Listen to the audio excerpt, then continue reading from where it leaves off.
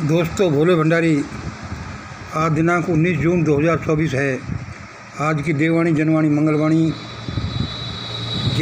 आज ये हमारा प्रथम वीडियो है, यानी पहला डिवाइन मैसेज है। आज की वीडियो का हेडिंग भगवान ने हमें बताया है, संख्या 240 और हीणी का समास। संख्या 240 और हीणी का समास आपको शायद ये समझ में नहीं आ रही होगी, तो इस संख्या 240 और हीणी का समास का क्या मतलब है। संख्या 240 तो वह संख्या है जो बीजेपी को लोकसभा में एमपी की संख्या मिली है। और हीणी का समास क्या है? हीणी का समास है, ये गांव की भाषा है। हिरणी का समास। हीणी मतलब हीणी का समास। गांव में हिरणी को हीणी बोलते हैं। हीणी का समास जब आदमी ज़्यादा तकलीफ में फंसा होता है, चारों तरफ से उसके लाव लगी रहती है, कर्जदार हो जाता है या काम नहीं चलता, तो कहते हैं भाई इसका तो, इस आदमी का या मेरा जीवन तो हीणी का समास हो गया। तो आज इसी रेफरेंस में हमें क्या बताया जा रहा है कि संख्या 240 और हीणी का समास। दोस्तों, अब चाहे मेरे से 1000 किलोमीटर दूर भी एक पेड़ का पत्ता भी टूटकर गिरता है, चाहे मेरे से 1000 किलोमीटर दूर भी किसी पेड़ का पत्ता भी टूटकर गिरता है, तो वह यही बोलता है कि मंगल देख, मैं यही हूँ और कोई चिंता मत करना। और मैं उसको धन्यवाद देता हूँ। उसको किसको? जो बोलता है, यानी वह परमात्मा बोलता है कि मंगल देख। ये पत्ते का टूट कर गिरना ये बताता है कि मैं यही हूँ और तुम किसी बात की चिंता मत करना, बस अपना काम करते जाओ। मैंने कहा सर ठीक है। आज दिनांक 19 जून 2024। आज की देववाणी, जनवाणी, मंगलवाणी। मैं ईश्वर अल्लाह गॉड वाहिगुरु बुद्धम अवतार बाबू जी को नमन करता हूँ। मैं सारी आत्माओं को नमन करता हूँ। भाई, संख्या 240 और हीणी का समास में क्या संबंध है, तो सुनिए। हीणी का समास जैसे जंगल में एक हिरण की हालत होती है। आजकल 240 के इंचार्ज की ऐसी हालत हो गई है, जैसे जंगल में एक हिरणी की हालत होती है। उधर को जाए तो कहीं तो जंगली कुत्ते मिलते हैं, कहीं बगेरे मिलते हैं, कहीं पर लकड़बग्गे मिलते हैं, कहीं पर शेर या कहीं कोई दूसरा। वो बेचारी हिरणी जाए कहाँ? हिरणी का समास तो बहुत बुरा हालत उसका हो जाता है।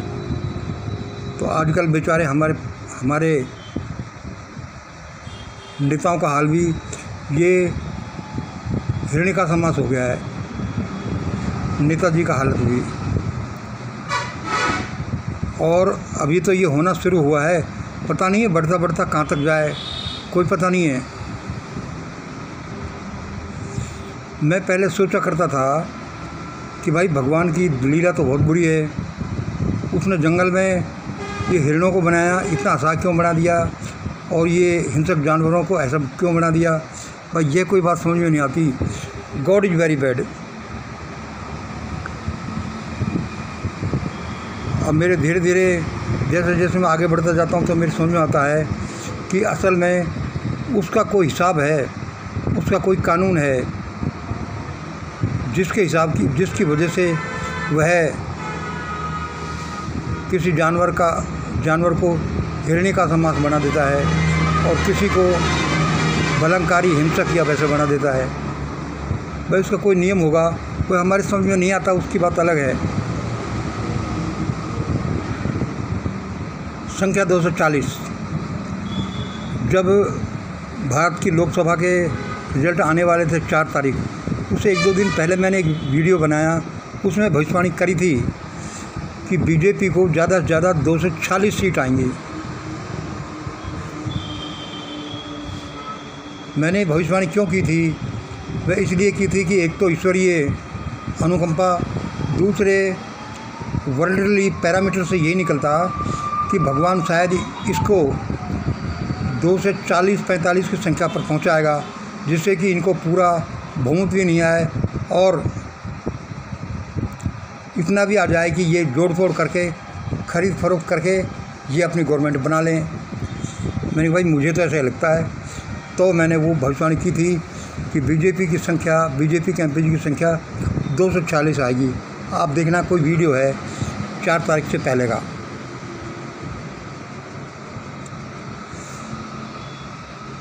जैसे मैंने अभी कहा कि पेड़ का एक पत्ता भी टूट कर गिरता है, वह सबसे पहले यही बोलता है कि मंगल देख, मैं हूँ और चिंता मत करना।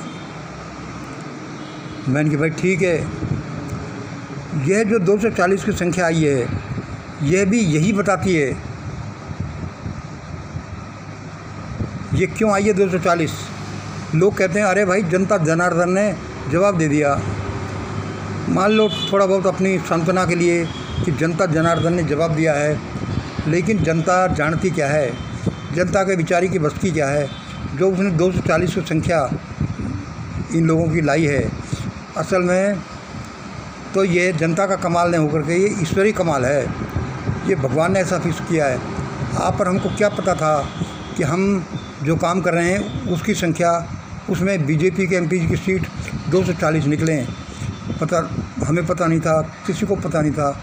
लेकिन डिवाइन माइंड में, ईश्वरीय दिमाग में ये था, तय था कि वह इतने निकाले। और वह बहुत ऐसे ऐसे काम करती है जो अपन सोच भी नहीं सकते। इसलिए उसने 240 की संख्या पर फिक्स किया। अच्छा, और जहाँ तक है भाई ये ईवीएम में गड़बड़ी थोड़ी सी और ज़्यादा करके, ईवीएम में गड़बड़ी तो अभी भी हुई है, इसमें थोड़ी सी और ज़्यादा करके इसको 270-80 तो कर लेते, कोई बड़ी बात थोड़ी थी। हाँ बिल्कुल सही बात है, 240 की जगह 270-80 कर लेते। लेकिन अभी तक जो ये गड़बड़ी हुई है वह भी 270-80 करने के चक्कर में हुई है। लेकिन लेकिन पब्लिक का सपोर्ट बहुत कम रहा है, इसलिए इन्होंने जो गड़बड़ी की है उसको मिलाकर भी जीती हुई सीटों की संख्या 240 ही निकली है। ईश्वर बड़ा रहस्य में है और उन्होंने वह आदमी के दिमाग को इस तरह से सेट करता है कि वह वही करे जो रिजल्ट परमात्मा को इस दुनिया के लिए देने हैं। इसमें और आगे सुनिए, यह जो 240 की संख्या ये तो बताती है कि कैसे हमारे राजा का मांस हिरणी का सा मांस हो गया है। वो कहते हैं मैं खा जाऊँ, वो कहता है इसको मैं खा जाऊँ, वो कहता है मैं चुटकियों में ले जाऊँ, वो कहता है मैं एक झपट्टा मारूँ, और सारी हेकड़ी निकल गई। और अभी तो पता नहीं है हेकड़ी कितनी निकलने वाली है, क्योंकि जो 10 साल से 20 साल से जो बेईमानी, जो बेवकूफ़ी, जो बेईमानी जो इन्होंने दिखाई है, वो मेरे विचार से तो अभी उसका रिजल्ट है जो अभी चलेगा। इसलिए 240 की संख्या और हिरणी का समास, इन दोनों में ये संबंध है। Divine has fixed this number for this to make the हिरणी का समास ऑफ दिस मैन। उसके सामने किसी की हेकड़ी नहीं चलती, उसके सामने सिर्फ उसके नियमों की हेकड़ी चलती है। यदि कोई भी आदमी या कोई भी जीव उसके नियमों पर चलता है तब ज़रूर वह पार पा सकता है, वरना ईश्वर के सामने किसी की कुछ नहीं।